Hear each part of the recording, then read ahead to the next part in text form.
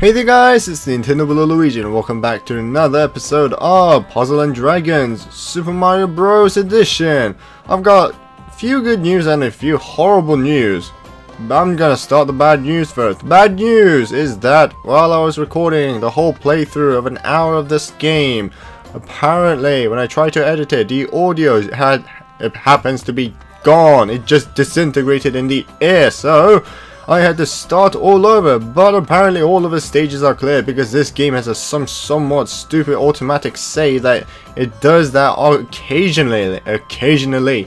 So what I'm gonna do is that I'm gonna have to complete all of the stages again. Now the good part, you don't have to see me failing so much. I've been playing this for a few days and weeks, almost weeks now, trying to get the hang of this game. Yes, I'm trying to be more professional, not being such a failure to this game. Of course, I've seen some of the videos on the Let's Play. They happen to be quite okay, like playing okay, or maybe better than me. So I decided to practice this game, and also I try to understand loads of mechanisms of this game, how they function and how they work. Now I just want to show you guys that if you are playing this game and don't want to be bothered so much at something, you might want to go to the option menu. And here there's a battle speed. You might want to turn that fast, because of course set the speed of the battle animation. If you do that slow, obviously the normal setting is on and off. So normal for the battle speed animation is on, and attribute display is off. Now I recommend you do that fast because you don't have to wait all of this stupid animation attacking you all the way along. They'll just attack much faster, which is much more convenient. And for animation, it depends up to you. I prefer showing it to you guys to show you how the enemies attack. Now for the attribute display, I have no idea why did the game didn't put this on in the first place, because this was the most convenient thing while you're playing this game. And I'll be showing you that while we're doing the first stage and poning some idiots. Of course, my team might have changed a lot compared to the last episode, because guess what I was doing? As I told you guys, I've been practicing this game a lot recently. Just so many hours of time consuming this game. I have to say, when I can finish this game, I'm actually gonna make a review on this game to show you guys whether this game is actually worthy to buy it. But mostly, I'm gonna say loads of negative stuff, but I don't know.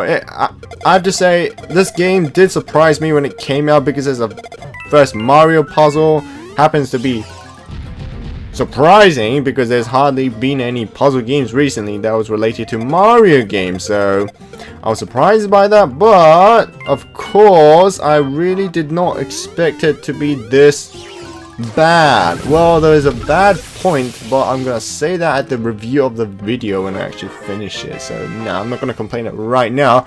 Well, now I'm just gonna well basically, while I was not recording this game, I decided to practice this more to try to work out some of the combos, which might be the best way to attack them more without having to die. Now I have to say, the intensity level of this game, they didn't balance it out properly enough. It just seems to be so unbalanced, because I just found out that this game is just ridiculous. It just gets really stupid as it goes on. The reason why? Because they did not set the balance on the difficulty on each level properly. That's not how Mario games work, right? They're supposed to be pretty easy. Well, Mario games are supposed to be straightforward, a platform game, not a stupid puzzle game. But they happen to make this and collaborating with a dragon and puzzle and dragon, however you say it. I don't care, because I kinda have a negative point about this game. Of course, Nintendo yesterday, or yes, possibly yesterday, because it's 21st today, and the day I'm recording, and also they released a video of showing a gameplay of this game and how the mechanism works. Yes, of course, you might think this game is pretty straightforward if you if you think the gameplay was straight enough, like straightforward, and the player's supposed to be really bad at it, but seems like she managed to move on to the stage quite straightforward, right? Of course that works in a certain stage in this game. Not all the stages supposed to be easy, right? If they're so easy, what's the point in having a challenge puzzle game at the first place? So, of course, the game, obviously, and the demo version and also the review version of the game supposedly to show you guys some of the easy part of the game, so you'll be tricked by it. Oh, you might think, hey, this game seems to be straightforward, why not, I'll buy it, because I don't like puzzle game, I just want to try it. Well, you will regret it the moment when you buy this game, because it is not that straightforward. You'll have to play days and days and possibly weeks depending on how stupid you are and trying to analyze all of the good combos and other stuff in the game, of course. This mainly possibly this episode, that long recording I'm gonna try out without having to fail so much and corrupt the audio. I actually did not expect this game to be so time consuming. I'm not saying that it's time consuming because of the stage is hard. It's that you really need to have a good team in this game in order to progress on much more straightforward, or else you're gonna struggle this a lot future. Possibly having game overs. Now I did try a game over on purpose just to see what actually happens. Luckily, if you die in this game if you can't retry because you don't have any more lives, and also you don't want to continue the stage by just cancelling out not to try the mission again, well, the good thing is you get all your items what you have collected in that stage. But the bad thing is some other part in this game are just so ridiculously hard. The boss and the enemies will just one-hit KO you, which is, I find, that is the most ridiculous part in the game. And also, I found out that the biggest combo that you can do, which if the orb is not dropping from the above, is around 4 to 5. There's more, or 6 if you're the luckiest guy. But apart from that, there's hardly any. You can't get more than 6 in order without having a lucky orb to drop down from the sky and let you have a good streak of combo. Yes, so it's just that this game basically needs a luck. All I can say is this game. If I say as in a percentage, 80% requires luck and 20% requires skill. Because guys, if you have never played this a simple puzzle game, then you're gonna struggle this really hard. But if you guys are familiar to this kind of puzzle game, for me, I am familiar to this kind of puzzle game. I play this on my mobile device on every day when I go somewhere. When I get bored in the subway or in the bus, so I do that. But for those of you who have never had a mobile device that contains a puzzle game, then you will struggle this a lot, because trying to work out how the combo move works, and also how the mechanism works. So yeah. Okay, so it's just that I actually didn't want to complain this so much until it really pissed me off that the recording had been corrupted. Well, that's my problem, but there's some major problem in this game I really wanted to argue about, but I'm not gonna do that until I make a review on this game at the end of this game, because I think this is a good review game just to show you guys whether this game is a worthy game to buy or not. Of course, I'm not gonna answer that now, because that's not gonna be a good idea. But one thing I can say is that when you're playing through, it's actually better than... I actually have no idea. It would be better to watch this instead of playing this, because of course if the LP or person who records to be really crap at this game, well, then you'll have a really hard time stressing out on yourself and seeing how badly the player fails. But if he doesn't, then that's good. Wait, what is that? Oh my... Just a minute. What does this game want? It wants a dark orb, but I don't have a dark orb. I don't think I've seen a dark orb earlier on there, but I do need a dark orb because I will tell you that later after when I complete this level. Possibly we can't go there because there's no dark orb. Well, that is stupid. That is stupid. One thing I really want to criticize about this game is that they don't finish you the tutorial in the first world. It will just continue on, like, almost at the end of the game, I think. Hopefully not. If they do that, I'm gonna have a massive argument about this game. Ugh.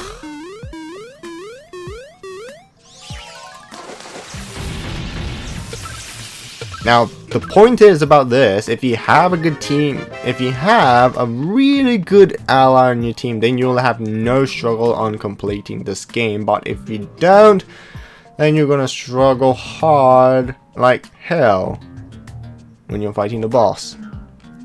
Especially the boss in this game, because they don't happen to be easy compared to the other bosses that we've fought in other Super Mario games. Well, I'm so stupid because I didn't do it in a vertical position on the star, and I think I'm gonna miss that item out. Well, that's just fantastic, isn't it?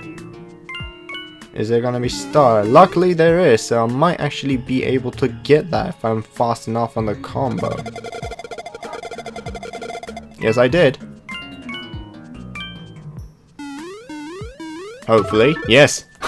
They gave me a golden mushroom. Well, the game actually shines when you manage to complete the third world. Before that, the game just never shines. It doesn't give you anything generous stuff, and most of the time, I bet you'll get pwned by the boss because your team is so crap in the beginning. As you progress onwards, the game just gets much better.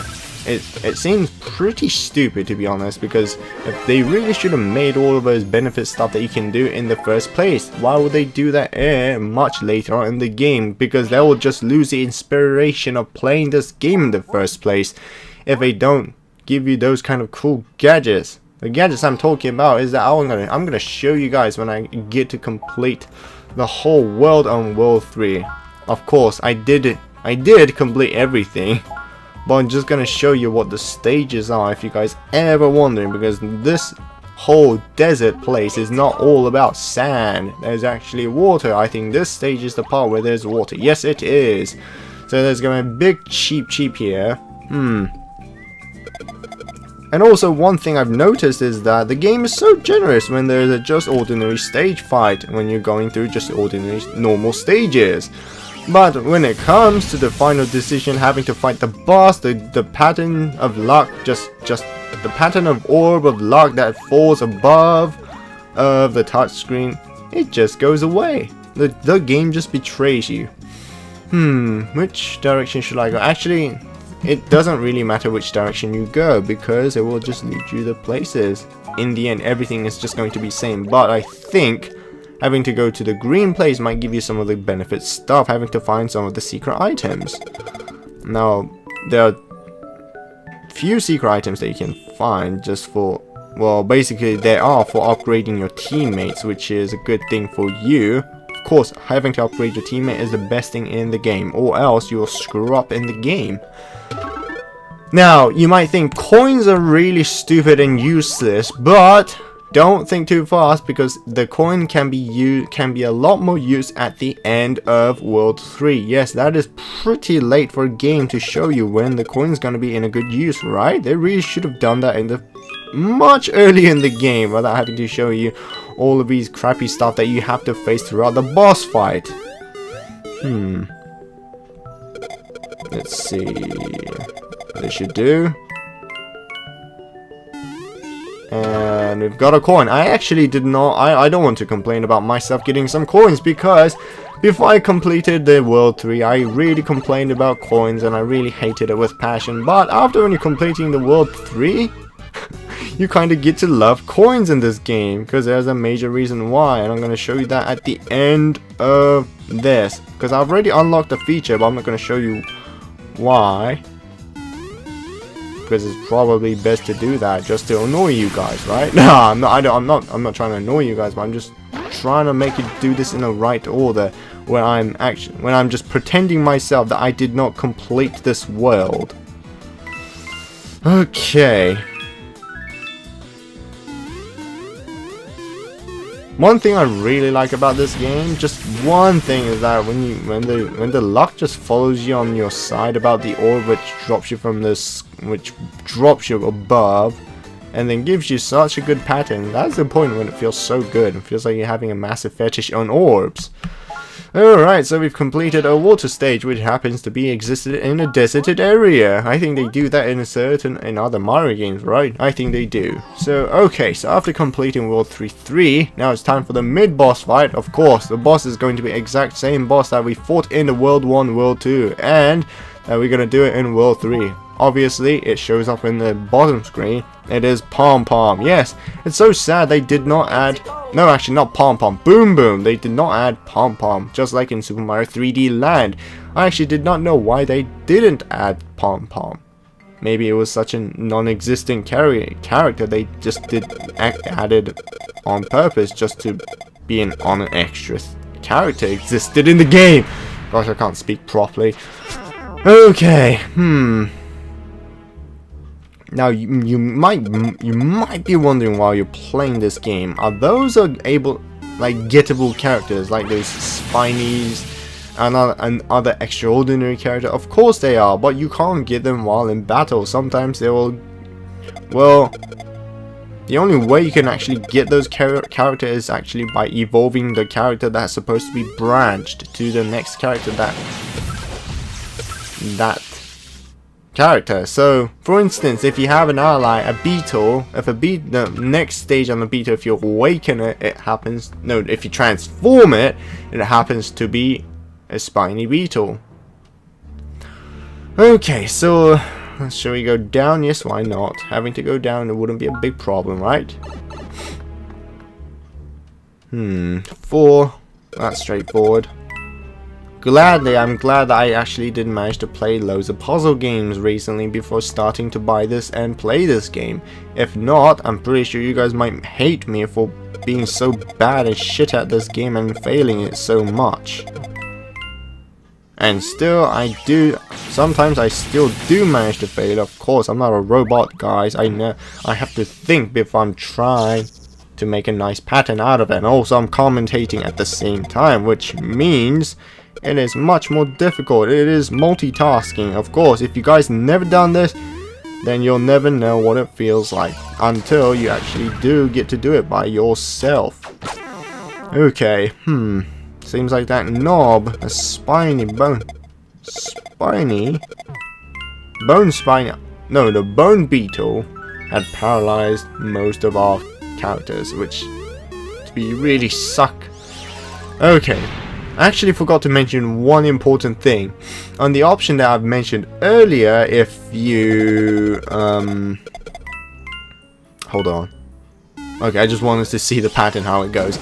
If you remember, I turned on the attributes chart. What that does, you might have noticed, it doesn't seem to be a big distract throughout the game. On the top right hand corner, on the screen, not the touch screen, on the display screen, it shows you a small chart, which one's weak against and which one is strong against. So that is a really convenient thing to see, because if you guys have played Pokemon, you'll be confused this a lot, because you might have thought that some should be weaker, far stronger against that type of element, but apparently this is not a Pokemon game, so you might be really confused by it if you actually didn't see the chart. So I think having to turn on the chart while you're playing throughout the game, it is a convenient thing to do. Okay, so I think we're so close to get to the boss fight, hopefully, right? Or maybe not. A few more stages before you get to the boss fight. I don't like the castle stage or the boss stages in the game, because it happens that bosses are ridiculously strong, especially the final boss on each world. I find this world to be the most ridiculous boss because it is just strong as hell. You can't imagine. And one thing I've noticed is that sometimes if you get around 9 to 10 combos or over, you'll actually manage to get some of the materials that you get to transform your allies. So if you manage to do a nice combo against those monsters, what we're fighting right now, they will give you the materials that will allow your allies to transform into a stronger allies. So yeah, but of course this game is actually based on luck, on what kind of combo you do. Well, the general combo you can actually perform is around 3 to 4, but more than that you will need a orb that, like an orb that just drops down from the above, and having to match all other orbs perfectly. Okay, so let's see. I don't think this didn't work out. One left, but they should do it. Okay. Coins, I don't want to complain about it because they are awesome in the game. Now the boss time, obviously it's gonna be Boom Boom, and let's see what these elements are. Light. We really don't have much of a choice, but whoops. That was like the most horrible combo that I've done.